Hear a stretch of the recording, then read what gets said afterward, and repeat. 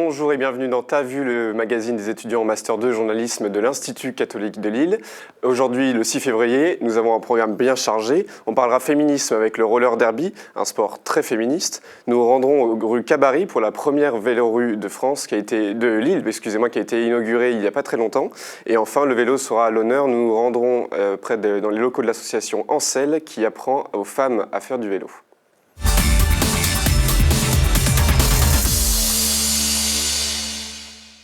Le sport comme moyen de lutter contre les violences sexistes et sexuelles, c'est l'idée de l'homme roller derby et de l'association féministe L'Échappée. Ivoire Adouche et Léonie Jouet sont allés les rencontrer. C'est à travers le roller derby, dans l'équipe du L'Homme Roller Girl, que toutes ces femmes se réunissent afin de se battre et de gagner en confiance en elles. Lutte, esprit d'équipe et combativité, des valeurs partagées par l'association féministe de L'Échappée. Notre action principale, c'est l'accompagnement individuel de personnes qui ont été victimes de violences sexistes ou sexuelles. On a quelques brochures avec des chiffres un petit peu qui permettent d'appréhender plus globalement les formes que prennent les violences, qui ça concerne, majoritairement qui en sont les auteurs, etc. pour sortir aussi d'idées préconçues sur ce que c'est que la violence sexuelle, qui en est l'auteur, qui en est victime, etc. Pour lutter contre le sexisme, les violences sexistes, etc., il va falloir qu'on puisse s'attaquer à différentes formes que ça prend. Et la déconstruction des stéréotypes, ça va faire partie d'un ensemble de choses qui vont permettre de un peu déconstruire le terreau dans lequel s'inscrivent les violences, qui est un terreau sexiste. Là où le roller derby, on trouve ça vraiment génial, ce soit un sport qui mette aussi en avant des femmes, alors avec une multiplicité de ce que ça peut vouloir dire être une femme, vraiment avec quelque chose de très inclusif et avec une féminité qui n'est pas douce, sage, policée, etc. Des caractéristiques qui ont plu à Pauline, numéro 23 au L'Homme Roller Girl. Le fait que ça soit à la base fait pour les femmes, par les femmes, et du coup ça m'a donné envie de l'intégrer, et en fait au fur et à mesure je me suis rendu compte que le collectif m'aidait énormément moi à progresser dans ma personnalité. Ça m'a donné énormément confiance en moi, ça m'a permis vraiment de plus au niveau empowerment, au niveau pouvoir d'agir, j'ai vraiment vu les conséquences positives de ce sport, même dans mon travail. J'étais beaucoup plus affirmée dans ce que je disais, dans ce que je faisais. J'avais vraiment confiance en moi sur un plan global. La lutte contre les violences sexistes et sexuelles, la lutte pour l'élimination de cette violence, elle peut prendre plein de formes, des formes très sérieuses, des formes individuelles, mais aussi des formes collectives et qui sont aussi tournées vers des choses plus positives et aussi dans la fête et le jeu et le sport. Et voilà, il faut vraiment pouvoir agir à des multiples niveaux et que c'est vraiment en agissant à tous ces niveaux-là que j'ai l'impression qu'on va pouvoir tendre vers l'élimination de ces violences-là. Depuis le 1er janvier, 4 féminicides ont déjà été recensés. Ivoire Adouche nous a rejoint en plateau pour débriefer ce sujet. Bonjour Ivoire. Bonjour Com. D'où vient ce sport ? Alors ce sport, il a été entre guillemets créé dans les années 30 aux États-Unis et puis il est un peu tombé dans l'oubli. Et en fait, il est revenu en 2010 grâce au film Bliss avec l'actrice de Drew Barrymore qui parle en gros de l'émancipation d'une jeune fille qui a peur de prendre des risques et du coup qui décide de faire un sport qui l'aide à s'affirmer. Et quelles sont les règles de ce sport ? Alors c'est un peu compliqué quand on voit un peu les images du reportage. En gros, ça se joue sur une piste plate, comme on a pu le voir, qui s'appelle un track. Il y a 2 équipes de 5 joueuses. Il y a une joueuse de chaque équipe qu'on appelle la jammeuse. C'est celle qui a une étoile sur son casque, qui doit dépasser en gros l'autre jammeuse et qui doit faire le plus grand nombre de tours maximum pour gagner des points. Et à chaque fois qu'elle dépasse il faut qu'elle dépasse les autres joueuses qu'on appelle les bloqueuses. Donc ils sont là pour essayer de la bloquer. Donc c'est celle qui passe le plus rapidement devant l'autre en fait. Vous parlez de joueuse, mais pourquoi ce sport est-il particulièrement féministe ? Alors justement à la base c'était un sport vraiment pour les deux, donc pour les hommes et pour les femmes. Et comme le disait Pauline, la numéro 23 du L'Homme Roller Girl, c'est eu cette idée de faire un sport pour les femmes et avec les femmes. Donc il y a eu des valeurs féministes de plus en plus affirmées.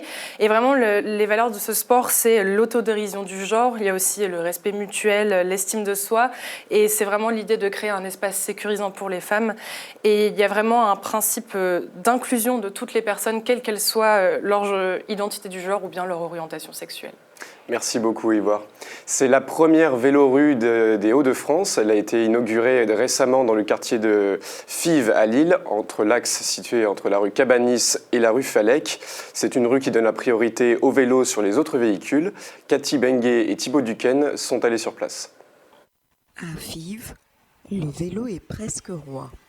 Le quartier a inauguré la première vélorue de Lille entre les rues Cabanis et Falec. Mais une vélorue, c'est quoi?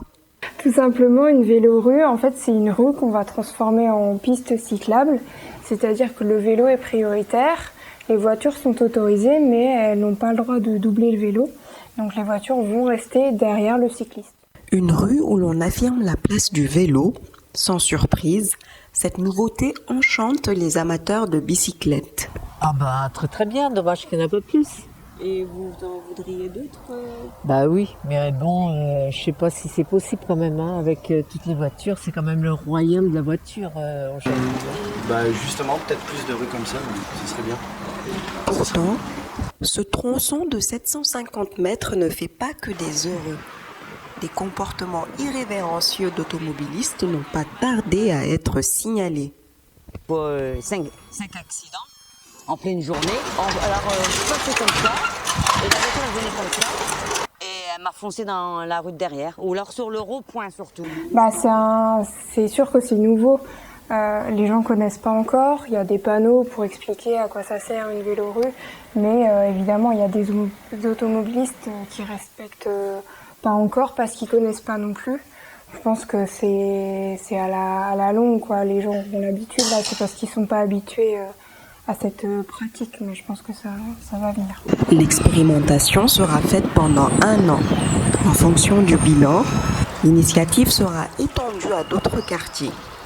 Il faudrait que le niveau de trafic en vélo soit supérieur au niveau de trafic en voiture avant l'aménagement d'une vélorue, a fait savoir la mairie de Lille dans un communiqué. Thibaut Duquesne nous a rejoint sur ce plateau. Bonjour Thibaut. Bonjour Com. D'où vient ce concept de vélorue? Alors, le vélorue est une rue où le vélo garde la priorité sur les voitures et où il est interdit pour ces dernières de dépasser.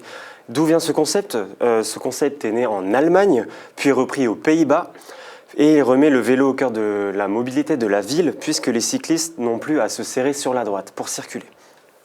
Et pourquoi Lille et pourquoi le quartier de Fives spécifiquement? Alors il faut savoir que la première vélorue dans les Hauts-de-France se situe à Fives. Pourquoi Fives? Tout simplement parce que l'ADAV, c'est-à-dire l'association au droit au vélo, a demandé une rencontre avec la mairie de Lille et la MEL, qui a donné par la suite des comptages.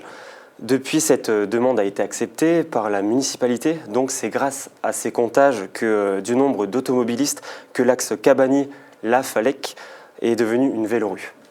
Merci. Et depuis quand le concept arrive-t-il? Est-ce qu'il y a d'autres villes qui sont intéressées? Est-ce que ça se développe en France? Effectivement, la vélorue a été expérimentée pour la première fois en France à Strasbourg en 2017, sur la rue de la Division Leclerc pour être plus précis.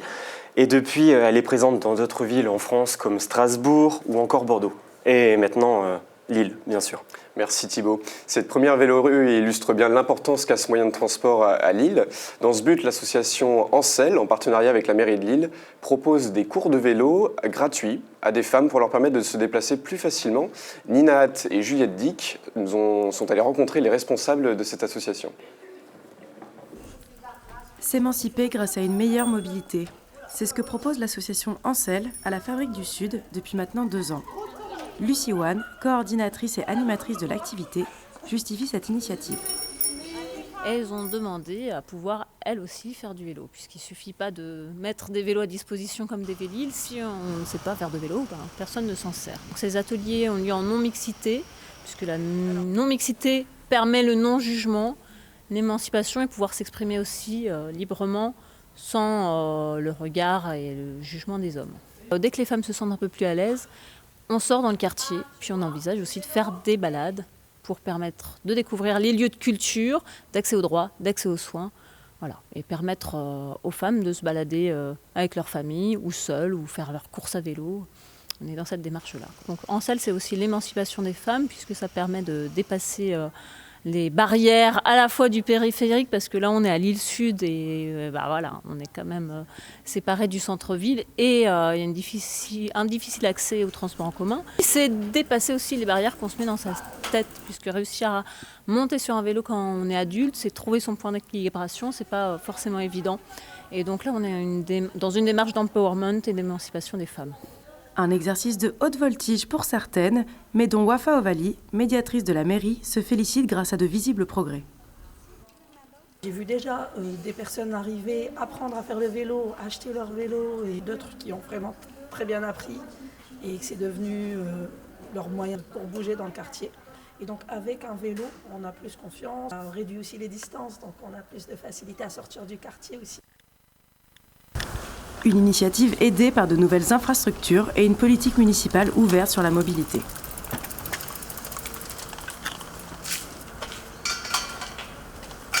On a vraiment pu prouver que changer du coup le plan de circulation donc qui permettait en fait de ne pas traverser en voiture de bout en bout le centre-ville, ça a apaisé la circulation et au contraire les cyclistes ont pu justement investir l'espace. Dans des villes où il y a très peu d'aménagement, ce sont surtout des hommes plutôt sportifs qui prennent un peu des risques, on va dire. Et donc là, le fait que ça soit des femmes, ça montre que la pratique est en train de se généraliser. De se populariser en fait. Alors, toutes en selle, rendez-vous à la Fabrique du Sud tous les vendredis. Léonie Jouet nous ont rejoint sur ce plateau. Bonjour. Bonjour. Nina, est-ce que c'est une réussite? Oui, plutôt. Cet événement est plutôt une réussite. Il y a du monde de plus en plus chaque vendredi. De plus en plus de femmes en parlent sûrement autour d'elles, ce qui fait qu'effectivement, c'est une réussite pour l'instant. Et pourquoi justement s'adresser à un public féminin particulièrement? Comme a pu le dire Lucy Wan dans le reportage, la non-mixité permet de ne pas être jugée, de ne pas se sentir jugée et de pouvoir peut-être s'exprimer un peu plus librement en étant entourée seulement de femmes, plutôt qu'avec un regard masculin qui pourrait bloquer certaines personnes. Les locaux de cette association sont à l'île Fives. Est-ce que c'est voué à se développer à Lille ou ailleurs? Ils sont à l'île Sud pour l'instant. Et je ne sais pas si ce projet est amené à se développer. Pour l'instant, je ne crois pas. Mais l'association espère grandir et proposer d'autres activités à ces femmes. Merci Nina. Léonie maintenant va nous présenter l'agenda. Quels sont les événements prévus à Lille dans les prochains jours? Alors, au programme, événements, concerts, expositions, il y en a pour tous les goûts. Dès ce soir, à partir de 20h30, Simon, accompagné de son orgue de barbarie, de Joe Dassin à Renaud, en passant par Jean Ferrat, Aznavour ou Jacques Dutronc, Simon chante les grands de la chanson française, ambiance fraternelle garantie. Demain, on se repose parce que samedi, grosse journée. Amateurs de livres, le Furet du Nord organise un événement autour d'Harry Potter. Un événement avec un grand tournoi dans le cadre de la Nuit des livres. Les festivités auront lieu à partir de 14h. Mais si vous êtes plus visite, je vous propose une visite de la Citadelle, une visite guidée de 2 heures, seule ou accompagnée. Rendez-vous à 14h15 également. Samedi soir, un concert de musique classique. Cette fois-ci, Jean-Sébastien Bach, considéré comme l'intelligence musicale par excellence, sera mis à l'honneur, et ce, à partir de 20h30 au couvent des Dominicains. Et pour terminer le week-end, les soirées Full Moon Party continuent au bistrot Saint-Saul à la gare Saint-Sauveur. De 19h à 23h dimanche, c'est le mode Chill and World Music. Et bien sûr, tout le week-end, n'oubliez pas l'exposition Voyage dans l'instant, une expo photo retraçant les explorations du photographe Ragouret, à voir à la Maison de la Photographie.